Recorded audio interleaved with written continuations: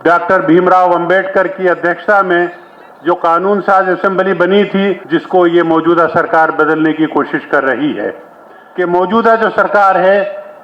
उसकी नीति क्या है, उसकी नीयत क्या है कि आप सबको मालूम है कि इस किस्म की व्यवस्था को कैसे बदला जा सकता है और हिंदुस्तान के संविधान को बदलने की जो कोशिश होती है उस कोशिश को हम कैसे नाकाम कर सकते हैं। उसके लिए जरूरी है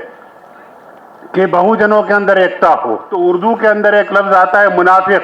यानी हम गारी कथनी और करनी के जो दो फर्क है, ये फर्क जो है इस बहुजन समाज को नुकसान पहुंचा रहा है कि बाबा साहब के पैगाम को हम पूरे मुल्क में आम करेंगे और इस मुल्क के अंदर फिरका परस्त ताकतों को मिलजुल करके SC, ST, OBC और माइनॉरिटी शिकस्त देंगे।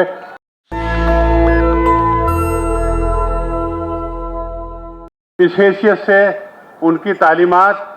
इस्लाम की तालीमात से बहुत करीबी ताल्लुक़ रखती हैं।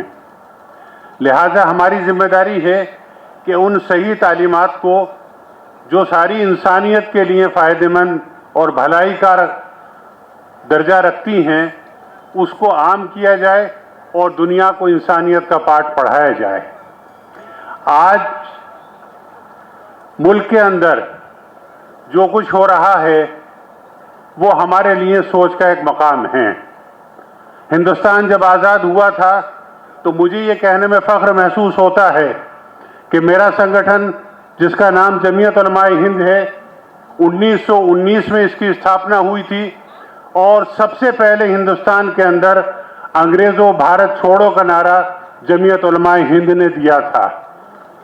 आज मैं उस संगठन का यहाँ प्रतिनिधित्व कर रहा हूँ। उसी के साथ साथ मुझे इस बात पर भी फ़ख्र है कि जमीयत उलमाए हिंद ने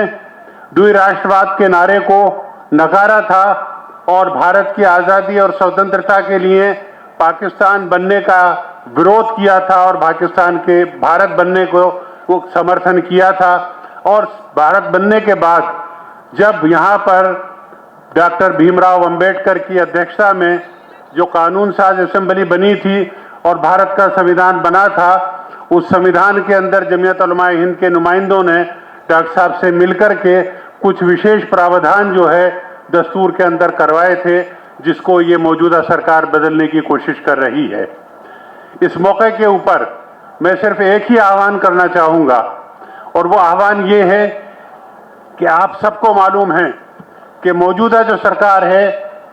उसकी नीति क्या है, उसकी नीयत क्या है, उस पर बहुत ज़्यादा बोलने की ज़रूरत नहीं है, बल्कि अब वक्त आ गया है कि हम अमल करके दिखाएं कि इस किस्म की व्यवस्था को कैसे बदला जा सकता है और हिंदुस्तान के संविधान को बदलने की जो कोशिश होती है उस कोशिश को हम कैसे नाकाम कर सकते हैं।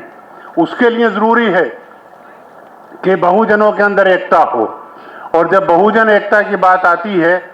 तो हम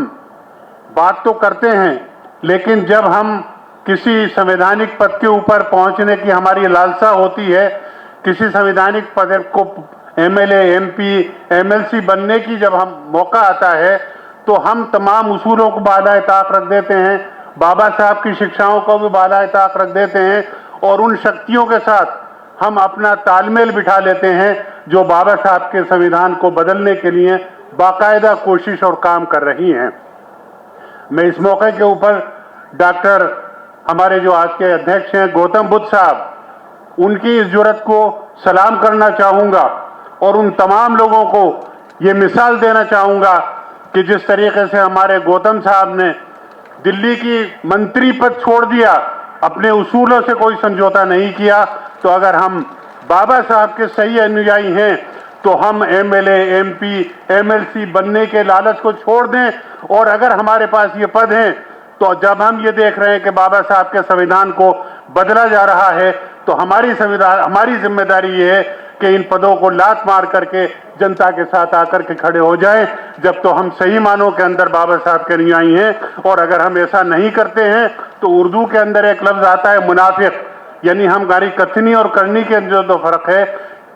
ये फर्क जो है इस बहुजन समाज को नुकसान पहुंचा रहा है। चूंकि वक्त कम है और मुझे अभी एक मीटिंग से उठ करके आया हूँ, वापस जाना है, मैं आपसे इतना ही आग्रह करना चाहता हूँ कि बहुत सही समय आ गया है कि हम बहुत सोच समझ करके जो कुछ परिवर्तन करीब में होने वाले हैं, और इस वक्त एक बहस जो मुल्क के अंदर छिड़ चुकी है कि इस मुल्क को किस रास्ते के ऊपर जाना है, तो अब आपको ये तय करना है कि आपको बाबा साहब के रास्ते के ऊपर जाना है या राष्ट्र विरोधी शक्तियों के रास्ते को के लिए रास्ता आसान करना है। हम सबकी जिम्मेदारी है कि हम बाबा साहब के रास्ते को आसान बनाएं और इस मुल्क के अंदर संविधान की बालादस्ती को कायम करने के लिए जो कुछ भी हो सकता है वो हम करने की कोशिश करें। आखिर में मैं अपने आयोजकों को धन्यवाद देता हूं कि उन्होंने जो मुझे सम्मान दिया है और मुझे बोलने का मौका दिया है। मैं उम्मीद करता हूं कि बाबा साहब के पैगाम को हम पूरे मुल्क में आम करेंगे और इस मुल्क के अंदर फिरका परस्त ताकतों को मिलजुल करके SC, ST, OBC और माइनॉरिटी शिकस्त देंगे। धन्यवाद। नेशनल दस्तक की आपसे गुजारिश है कि अगर इसको बचाना चाहते हैं तो नेशनल दस्तक को सब्सक्राइब करने के लिए रेड कलर के सब्सक्राइब बटन को दबाएं, फिर बेल आइकन की घंटी दबाएं। नेशनल दस्तक को बचाने के लिए बहुत जरूरी है कि हर खबर को शेयर करें, लाइक करें, कमेंट जरूर करें।